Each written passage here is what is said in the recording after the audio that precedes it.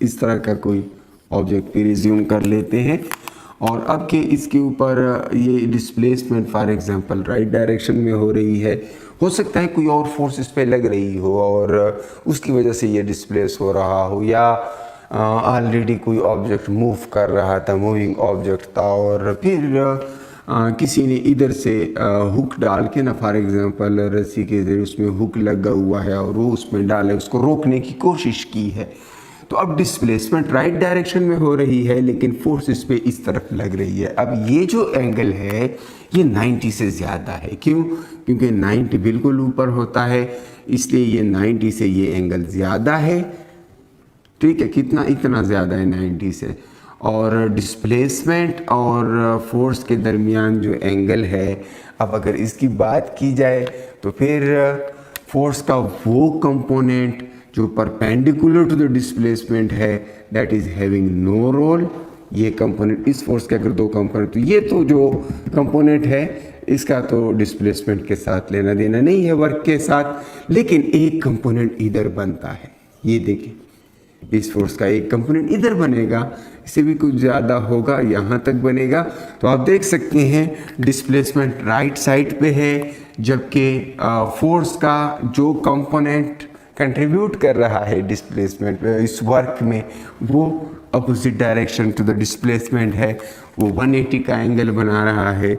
इसलिए यहाँ पर इस पर्टिकुलर फोर्स की वजह से जो वर्क है वो नेगेटिव होगा। एंगल वाइज अगर क्वेश्चन आ जाए तो 90 और 180 के दरमियान सारी एंगल्स के ऊपर नेगेटिव होता है। 180 पे नेगेटिव मैक्सिमम होता है, 90 पे क्या होता है? ये बड़ा अहम है कि आपको पता हो कि ज़ीरो वर्क कहाँ कहाँ पे होता है, क्योंकि वर्क जो है वर्क एनर्जी थ्योरम के मुताबिक ये काइनेटिक एनर्जी में चेंज की भी इक्वल है, पोटेंशियल एनर्जी में चेंज की भी इक्वल है। बुनियादी तौर पे हम कहते हैं कि वर्क जो है चेंज इन मैकेनिकल एनर्जी है, in case of mechanical in mechanics. So वहाँ पर फिर हमें अक्सर मुख्तलिफ़ केसेस ऐसे दिए होते हैं कि हमें एनर्जी को देख के अंदाज़ा लगाना होता है कि वर्क हुआ है या नहीं हुआ। कभी डिस्प्लेसमेंट की बेस पे कह देते हैं कि जी एक कंप्लीट राउंड ट्रिप में कितना वर्क हुआ होगा अगर इतना फ्यूल खर्च हुआ है। तो चूँकि कंप्लीट राउंड ट्रिप है तो इसलिए ऑब्जेक्ट जहाँ से गया था वहीं पे वापस आ गया होगा। डिस्प्लेसमेंट जो है वो ज़ीरो है, उसमें वर्क नहीं होगा। तो ज़ीरो वर्क के कई केसेस होते हैं। एक तो आप फोर्स ही नहीं लगा रहे हैं, ये केस हो सकता है, ऑब्वियसली हो सकता है। अगर फार्मूला देखें तो फार्मूला के अंदर एफ डी कॉस थीटा है, हो सकता है जो है एफ ज़ीरो हो तो एफ ज़ीरो हो तो F D cos theta zero होगा, यानी वर्क ज़ीरो होगा। दूसरा ये भी मुमकिन है कि फोर्स लग रही हो लेकिन डिस्प्लेसमेंट नहीं हो रही। तो जैसे मैंने अभी एग्जांपल दी है, इस दीवार को मैं फोर्स लगा रहा हूँ, फोर्स है, डिस्प्लेसमेंट ज़ीरो है, तब भी वर्क ज़ीरो होगा। तीसरी सूरत हाल ये है कि जब न फोर्स ज़ीरो हो न डिस्प्लेसमेंट ज़ीरो हो लेकिन एंगल 90 हो, तो ऐसी सूरत में हम ये दावा करेंगे कि वर्क ज़ीरो है। अब इसकी मिसाल क्या है? इसकी मिसाल से पहले आप ज़रा इस डायग्राम को देखें कि यहाँ पर एक ऑब्जेक्ट है और इस ऑब्जेक्ट को हम चाहते हैं कि इस डायरेक्शन में डिस्प्लेस करें, बल्कि मैं ये एज्यूम कर रहा हूँ कि ये मूव कर रहा है राइट साइड पे। और अब आपसे पूछा जाए कि क्या इस ऑब्जेक्ट के ऊपर ग्रेविटी कोई वर्क कर रही है या नहीं। तो अगर वो हॉरिजॉन्टल सरफेस पे बिल्कुल ग्रेविटी के परपेंडिकुलर डायरेक्शन में मूव कर रहा है तो ग्रेविटेशनल फोर्स यहाँ पर कोई वर्क नहीं कर हुआ। तो ये एक केस हो गया कि ग्रेविटी किसी ऑब्जेक्ट के ऊपर वर्क नहीं कर सकती जब तक वो हॉरिजॉन्टल उस ग्रेविटी के परपेंडिकुलर मूव कर रहा है। दूसरी बात, आप किसी पेंडुलम की मिसाल ले सकते हैं। फर्स्ट ईयर की टेक्स्ट बुक की एक्सरसाइज बेस्ड क्वेश्चन भी है कि क्या tension in the string of a swinging pendulum work करता है या नहीं करता। तो इस केस में भी आप देखें, displacement of the pendulum is perpendicular to the force of tension in the string and there is no work. Theta 90 है, चूंकि cos of 90 डिग्री 0 होता है इसलिए वर्क 0 होगा। सेंट्रीपिटल फोर्स को आप देखें, सेंट्रीपिटल फोर्स जो है वो हमेशा ऑब्जेक्ट की मोशन के परपेंडिकुलर एक्ट करता है, वहाँ पे भी वर्क नहीं होता, तो सेंट्रीपिटल फोर्स भी वर्क नहीं कर सकता।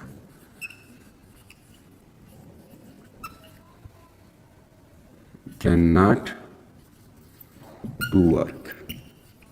फिजिक्स में जो वर्क की जो डिफिनीशन है सेंट्रीपिटल फोर्स वो वर्क नहीं कर सकता और उसका भी वही रीज़न है कि displacement is perpendicular to the force and ये इस तरह नहीं कहा जाए सेंट्रीपिटल फोर्स पर कि ये कहा जाए कि जी क्या न्यूक्लियस इलेक्ट्रॉन्स के ऊपर कोई वर्क करता है या कोई चार्ज पार्टिकल मैग्नेटिक फील्ड में इंटर हुआ और मैग्नेटिक फील्ड ने उसको उसके ऊपर फोर्स लगाकर उसको सर्कुलर पाथ पे घुमाया तो क्या इसके ऊपर वर्क हुआ, या फिर ये कहा जाए कि जी एक ऑब्जेक्ट को किसी तार के ज़रिए टाई करके उसको सर्कुलर पाथ पे रिवॉल्व करें तो क्या इसके ऊपर वर्क हो रहा है। तो इन सारे केसेस में वर्क 0 है, इसलिए कि फोर्स और मोशन आपस में परपेंडिकुलर है, यानी डिस्प्लेसमेंट जिस डायरेक्शन में हो रही है फोर्स उसके परपेंडिकुलर डायरेक्शन में है, cos ऑफ 90 0 होता है, वर्क 0 होगा। तो ये सारा कुछ कांस्टेंट फोर्स के लिए था कि जब फोर्स कांस्टेंट हो तो उसके ज़रिए से वर्क के मुख्तलिफ केसेस हमने डिस्कस किए। एक ये भी सिचुएशन हो सकती है, कभी कभी ये पूछा जा सकता है कि जी फ्रिक्शन की वजह से कितना वर्क हुआ होगा। फ्रिक्शन की वजह से वर्क कैलकुलेट करने का तरीका ये होता है कि फॉर एग्ज़ाम्पल एक ऑब्जेक्ट है और उसके बारे में कहा जाता है कि ये किसी डायरेक्शन में मूव कर रहा है, जो भी डायरेक्शन बता दी जाए, लेकिन यहाँ पर एक उसका मास बताया गया होता है m और वो ग्रेविटेशनल फील्ड में है तो ऑब्वियसली वहाँ पर ग्रेविटी भी होगी, तो उसके ऊपर जो फोर्स एक्ट करता है gravitational force that is mg and then they say कि इन दोनों जो सरफेसेस हैं उनके दरमियान जो फ्रिक्शन लग रही है, काइनेटिक फ्रिक्शन का कोएफिशिएंट जो है वो गिवन होता है म्यू के, और आपसे ये पूछा जाता है कि जी बताएं वर्क क्या होगा, तो वर्क ये होगा W इज़ इक्वल टू, चूँकि फ्रिक्शनल फोर्स की वजह से वर्क जो होता है उसमें फ्रिक्शनल फोर्स इन्वॉल्व होगी, और याद रहे इसमें पूरा पाथ फ्रिक्शनल फोर्स की जब हम बात कर रहे होते हैं तो इसमें एक्चुअल पाथ को डिस्कस कर रहे होते हैं क्योंकि थ्रू आउट द पाथ वो फ्रिक्शन लग रही होती है। तो दैट वुड बी, पहले मैं फ्रिक्शन फाइंड करूँगा, डिस्प्लेसमेंट तो गिवन होगी, तो फिर मैं फ्रिक्शन और डिस्प्लेसमेंट को आपस में मल्टीप्लाई करूँगा। तो फ्रिक्शन का जो फार्मूला है that is mu k times the normal force.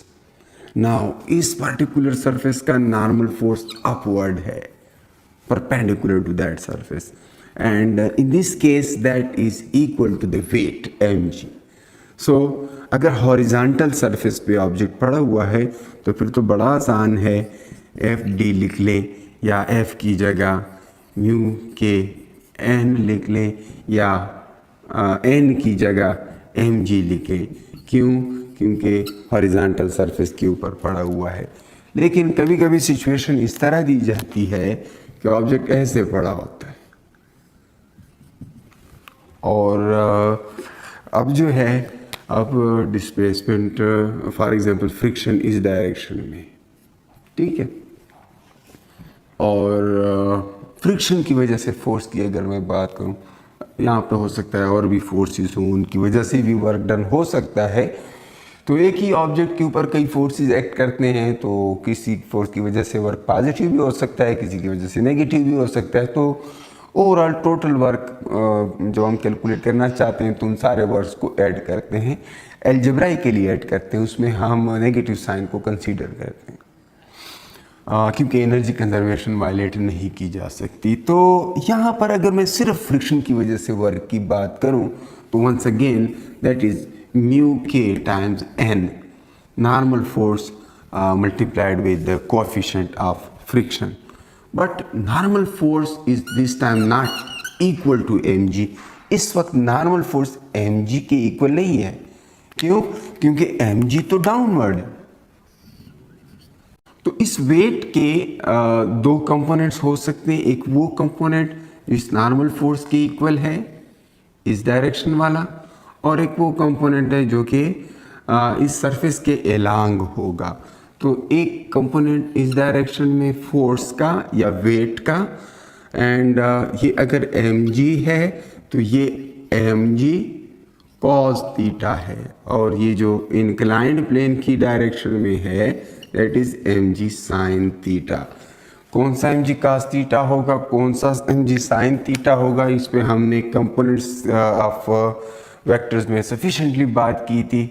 अगर आप भूल गए हैं तो बस फिलहाल इतना याद रखें, जो इलांग द इंक्लाइंड प्लेन वाला कंपोनेंट होता है वो साइन थीटा से रिप्रेजेंट होता है, जो उस प्लेन के परपेंडिकुलर होता है वो कॉस थीटा से रिप्रेजेंट किया जाता है। अब यहाँ पर आप देख सकते हैं कि ये जो नॉर्मल फोर्स है ये इस mg cos थीटा के इक्वल है, इसलिए इस पार्टिकुलर केस में फ्रिक्शन की वजह से जो वर्क होगा that would be mu k times mg cos theta. cos theta इसलिए क्योंकि n is equal to mg cos theta. तो ये भी आपके जहन में हो, इस बात को याद रखना है, ठीक है।